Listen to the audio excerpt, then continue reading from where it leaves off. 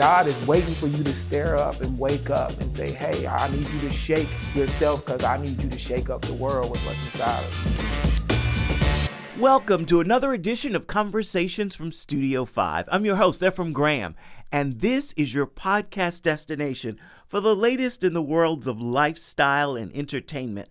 We aim every single week to connect popular culture to faith. And this week, we're talking to a producer and an author who is teaching children kindness. He aims to meet the next generation. Now, his name is Nicholas John, but children know him as simply Mr. Fall. So, Nicholas John, what attracted us or got our attention is your music, but you wear many hats. So before we dive into the music, let's talk about just you. You are from Virginia? From Virginia. Okay. Born and raised here in Virginia. So, yes. When did you and music connect? Me and music. Let's see. I was about 9 or 10. Okay, and I say connected when I felt something. Okay, there's 2 instances. I was in church on the back row, doodling, in the Baptist church, and I heard the piano player singing "I Won't Complain," and it's something about the chord structure that gave me goosebumps. And I remember at 9 years old, I said, "Ooh, Lord, I want to do that. I want to be able to touch people like that." It happened again when I'm in my mom's Ford Festiva in the back with my twin sister. And she just has the radio on and Boyz II Men was singing.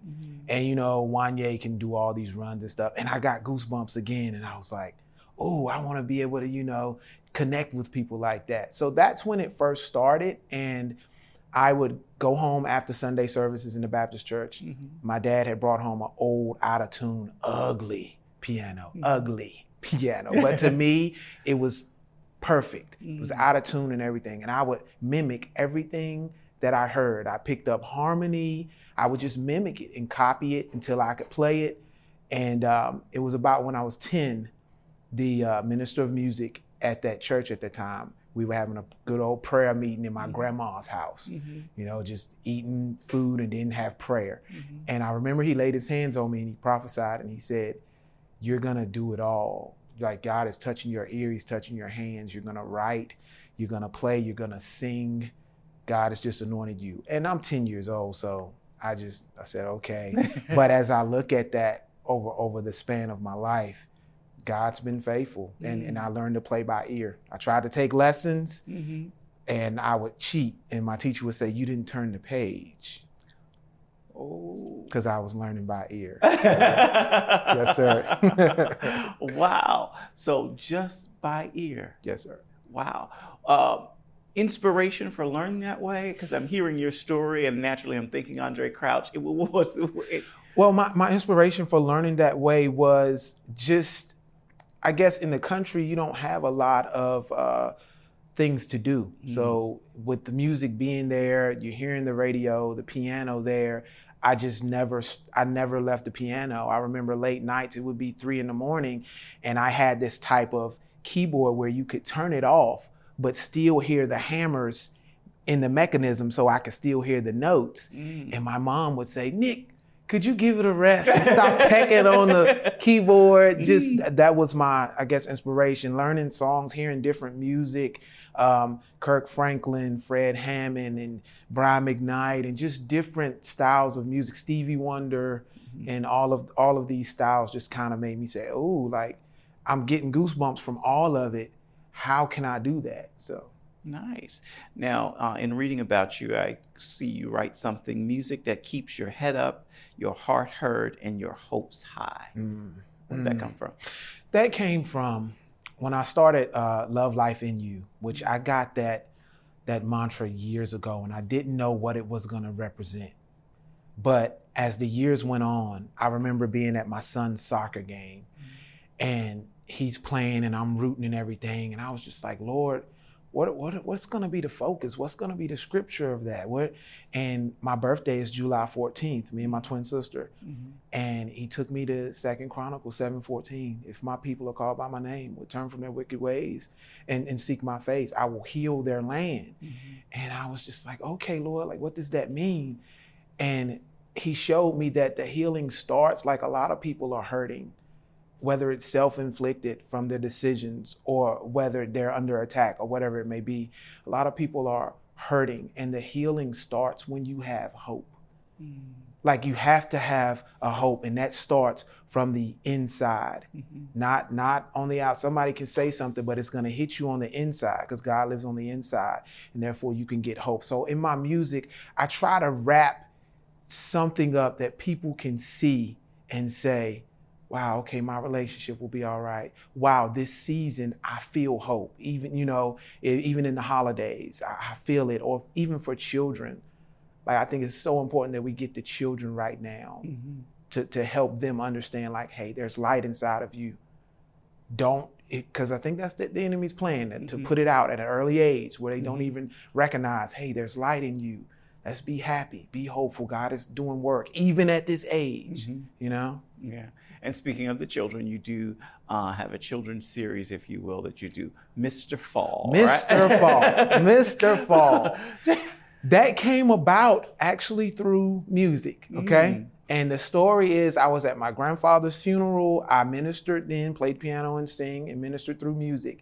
And I remember after that, I said, Nick, life is short and you need to do what you love to do. What are you passionate about doing? I love fall. I love Thanksgiving. We got those 4 days off. You don't have to give anybody a gift, but you could just enjoy your family, So I love fall. And I was thinking, wow, it would be amazing if we could spread that same feeling we have during Christmas, because everybody says Christmas is the most wonderful time of the year. But I think that's because there's a song that tells us that. And we hear it all the time in the mall and everything. So I'm thinking, wow, fall kind of got a bad deal because it doesn't have a soundtrack. So I said, okay, I'm going to see what I can do. Just something nice, classy, jazzy. Came up with something, a quick EP, like 5 or 6 songs. I just said, I'm going to put it out. I'm not going to wait until it's perfect. I just need to make progress, okay? I put the album out online. I'm thinking it's the best thing since sliced bread. It took a year. And I saw something on Instagram where somebody tagged me. And I'm like, this isn't my video. Why am I? And I hit this volume and it was my song. And I said, oh, they're using my fall song. And I messaged her and said, how did you find it? She said, I looked up fall and I love your vibe. It's so good. It's so happy. One person had used that in that week. Within 2 days, 50 people had used the song. Within 2 weeks, 450 people had used the song. And I was like, wait, what's going on? I called my best friend. I said, dude, something's happening with this song.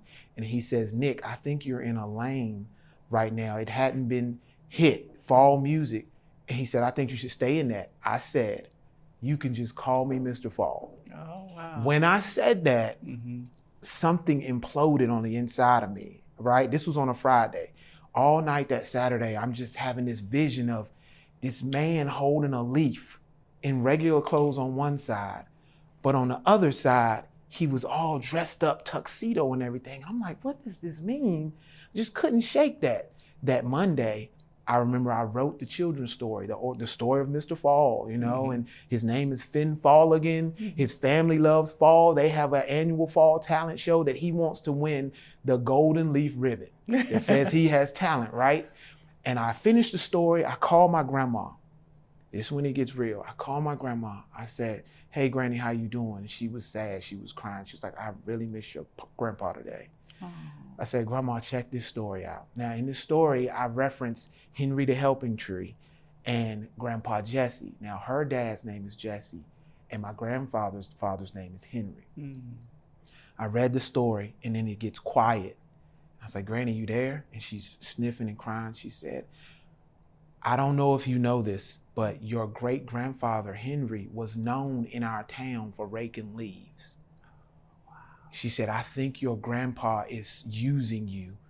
You should stay open to it and keep going, baby. Because she said, I've never felt that the way I feel like right now. I feel like I'm in the 2nd grade, sitting on the rug during story time. Like I'm fascinated. And that gripped me. It made me feel like, wow, I think this is way bigger than just me liking fall. And over a span of like 6 months, God gave me over 30 original characters with their own theme songs and their own fables to like help kids. Like Mr. Fall became a whole autumn hero with his rakes. His rakes teach kids his random acts of kindness every day. And just, something to kind of pull the kids in, but also give us that feeling of hope to span before Christmas. I love it. I love it. What's been the response thus far to it? The response has been great. The response, when the songs that I've written, I wrote a song called Gobble Baby Gobble. It's where I eat too much turkey and I dream that I turn into a turkey, okay? And I was invited to sing in Portsmouth, and the response was amazing. People were running up, that's my favorite song. I can't believe you did that. I was thinking that he's not gonna do that. And then I said, he's doing it and he's doing it well. Just a great response. People are open to it. I feel like people need it. People need it. It's more or less light. And that's what I know is behind it. It's just good light, and people need that, I love it. I love it. The song that you're talking about, so the song that sort of precipitated this, is it Fall All Over Again? Is that the song? Fall All Over Again came at the first fall song I wrote was Fall Is in the Air. Fall is in the air, you can feel it everywhere. It's in the autumn leaves, the coffee and the tea. It's in the moments that we share.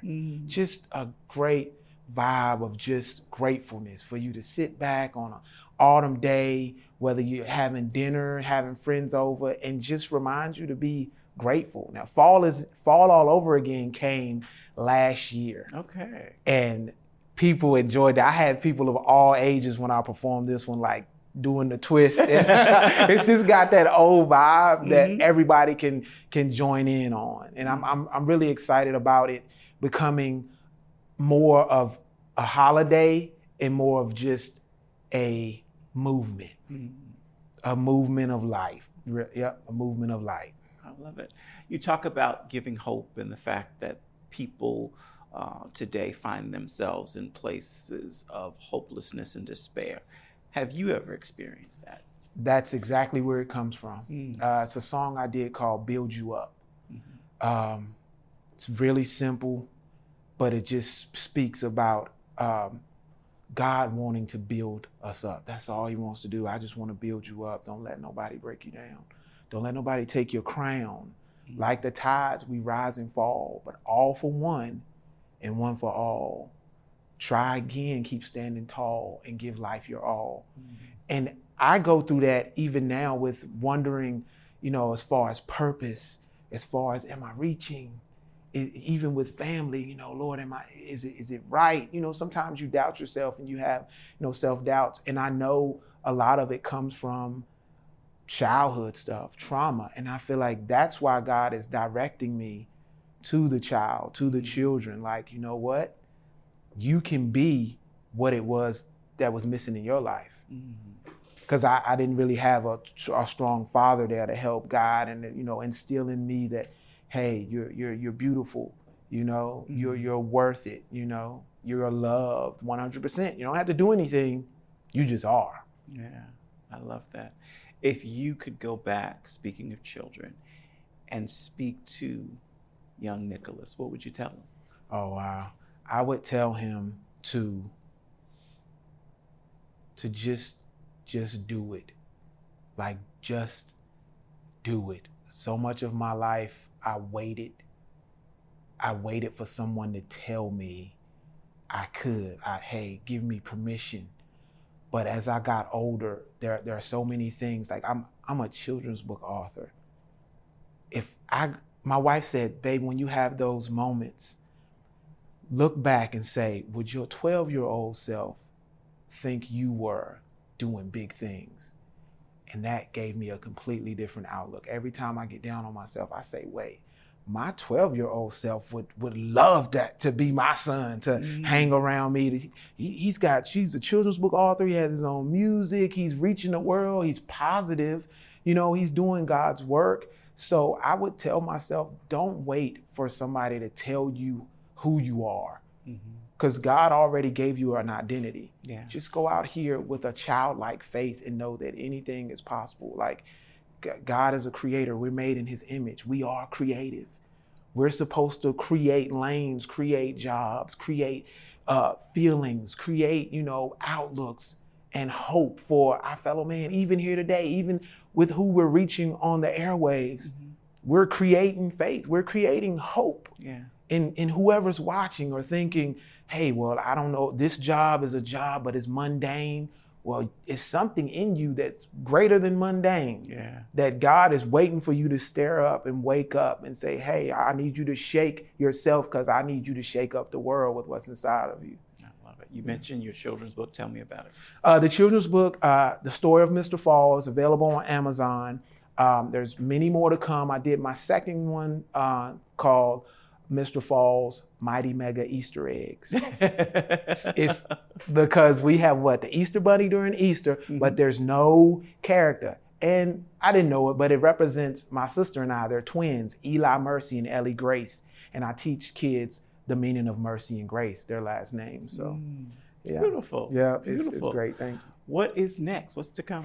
What's next is God is really opening up doors. I know it's God just because the way it happens with connections, with possibly having some of my material being put online for an app, and even creators have reached out to me and said, hey, can we stream your YouTube stuff or DJ NJ? And DJ NJ is basically the host of Mr. Fall, okay? And he just does great songs to build great kids. It's really bite-sized videos that I'm trying to get to the school system and just teach kids, about their self-worth. Because a lot of times today, we look at our phones and we're comparing ourselves and I want this thing and that thing, and not realizing that, it's wealth on the inside of us. It's greatness inside. So look inside first and build yourself up. So they can find that on online, YouTube. Hey, DJ NJ, hello, Mr. Fall. I saw at least one of the songs, the Confident song. The Confident song. And I think that's in I was doing this since I was a kid, making up silly commercials, the Got Milk commercial. I remember we had you remember the old camcorder and we're going, you got Kool-Aid? And just silly songs and stuff that I would remix and just make a commercial out of. But in Gretna, Virginia, no, I didn't see any jingle writers. You don't see anything like that. So I'm not thinking it's possible. I remember watching the Jamie Foxx show and he was a jingle writer. And I'm like, I could be that. Why can't I be that? Oh, that's just TV. But as a grown man, as I grew, I just started doing it. I just started, hey, I'm just going to write jingles. And then people started, hey, I need a jingle from you. I need a jingle from. So that's why I want to tell the kids, just do it. I didn't wait for somebody to say, you can be a children's book author. I just did it. And I'm amazed at the response, even from adults that come to me and say, I've never met an author face to face. You wrote this book. Oh man, that's amazing. And I'm thinking, if you're an adult and it's blowing your mind like that, I can't wait to reach the kids. Because I'm excited. I know most of us, if you look at the state of the world presently, you can lose hope and you can say, oh, this and that. But if you just look at God's agenda and not the world agenda and do what you can, it'll give you a fire about, oh man, it's great possibilities on the horizon. Absolutely. The next generation is going to be amazing. You look at Maverick City and Kirk Franklin and you see I feel like revival is coming. I really do. I agree. I feel like revival is coming. Mr. Fall can be found online. You can also sample his music by searching Nicholas John. I thank you so much for joining me for this edition of Conversations from Studio 5. I hope you'll come back next week where we're sitting down with worship leaders Brian and Katie Torwald. For more information on our show, be sure to check out our Facebook page by searching Studio 5 and follow us on Instagram. We are so grateful you join us each week. We'll see you next time.